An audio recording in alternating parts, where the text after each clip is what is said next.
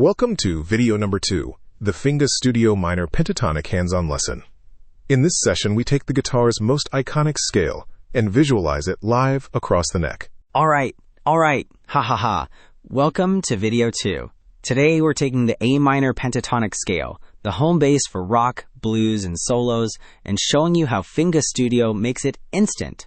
To follow along, set type to pentatonic, tonic to A, and degree to 1. Notice how the fretboard instantly lights up with glowing target dots at the 5th fret. Right away, you see box 1 without needing to count frets or read sheet music. Your eyes see the geometric shape, and your hands know where to go. Now click Pick under Picks on the guitar body.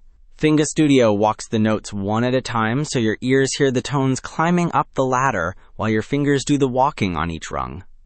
Want to move up the neck? Adjust the degree selector. The shape slides to a new fret, but the notes sound the same relative to one another, just higher or lower. Same pattern, zero math.